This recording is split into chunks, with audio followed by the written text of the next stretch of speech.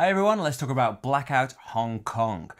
And if you're wondering where it is, there's a playthrough for it. It's in the description and stuff. Anyway, so I really like the card play of this. It's not really programming, you're just selecting cards from a hand that you're going to play because you can do them in any order and change things around later on. I really like the puzzle that brings. It's definitely very brain burning. So many options, so many different ways that you can go in it. You know, you can go for trying to surround the areas, trying to do the best at scouting, trying to just complete as many objectives as you can, but you of course need some combination of all of those things to really do well in the game. The resources being dice seemed a bit weird to begin with, but yeah, it's a nice way of changing things up and to add to the decision of which cards you need to play, which cards you need to make sure you've got available.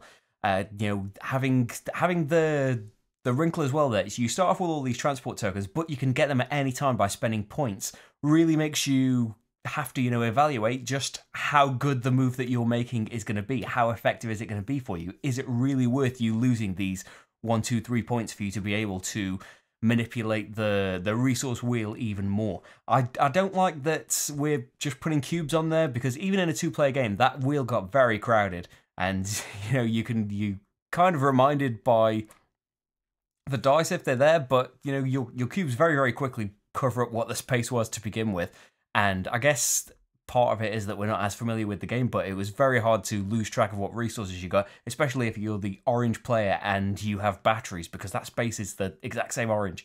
And for me anyway, I kept losing track of having batteries on there. So I would much rather have liked to have seen tokens from there. It's nice as, you know, the puzzle and the manipulation of how you're going to get those resources, but once you've got them, it would be so much better if you just had tokens in front of you, or even a track on your player board. Wouldn't be ideal, but would be better than the kind of crowded unclear mess. And if the icons were exactly the same on the dice as the spaces, that's just a little thing that's maybe specific to me, but yeah, I would like it to just be identical, to know where to put them just immediately. So yeah, the actual stuff that you're doing, it's nice having, you know, competition over the spaces, although that doesn't come across as well in a 2-player game. But I did mention it, I think, in the playthrough, that the designer even recommends, you know, 2 players. If you want it to be a closer game, then start the campaign. The first scenario of the campaign not only makes it longer, which, you know, I've seen a couple of mentions that maybe the 2-player game is shorter and you don't get going as well as you do at higher play counts. I've only played it at 2 players, so I wouldn't know, but that is something I've seen mentioned. The first campaign game is longer. It's 2 rounds longer, I think, or 6 cards longer for a 2-player game, and you both have the same emergency plan, so you're going to be going for the same scouting tokens and the same, you know, path to connect. So that's going to bring you together much more and have you fighting over these things. And, you know, that's not really...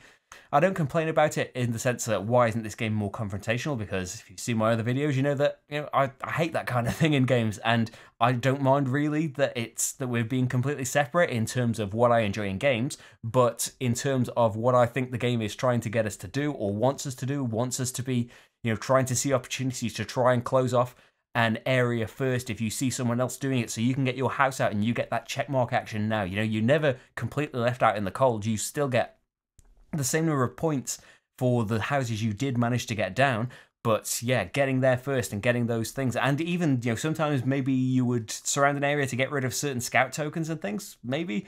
I don't know, that's all for games with higher player counts, I think, but maybe if you play the campaign and you do get brought close together, it will be...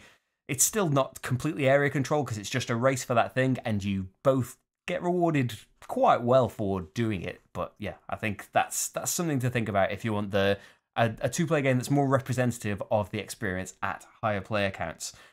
I'll say that the look of the game I really didn't like. I know that it's a Blackout, it fits the theme perfectly, you know, what do I want? I've got no suggestions here.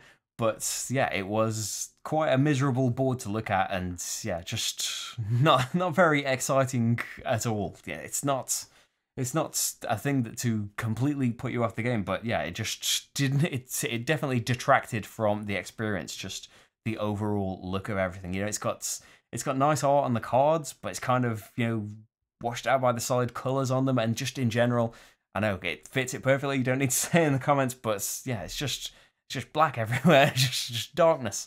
But bigger than that, though, I'll say that although it's a theme that really, really intrigued me and a nice different take on things, the actual things that we were doing in the game, as fun and brain burning as the planning of your cards and the puzzle of how you're going to go about getting your resources, how many people to hold back so you can still scout, all of those things are working together really, really well. But what we are actually achieving with those, I never really felt like, even though I was doing things and was scoring points, it never felt like I did anything that really interested me, or that's certainly not that I was helping out people in a Blackout at all. Which, you know, is no great big thing. There's tons of Euro games that just have settings that don't necessarily make you feel a part of it, but still, you know, the game itself is meaty and inspiring and enjoyable enough. But yeah, unfortunately, maybe just for me, yeah, it didn't come across at all in Blackout, and yeah, we didn't really feel very engaged by it or inspired to revisit it again afterwards. And maybe, yeah, if we do, we'll try it with the campaign and see how that improves it for 2 players. But as it is just personally for us, yeah, it's just didn't do anything for us, unfortunately. But the playthrough is there to help you decide whether it would be for you. And yeah, I don't know why I did that. But thank you very much for watching this. There's loads more videos on this channel. I don't do that in any of the other ones. And I'll see you for the next game. Bye.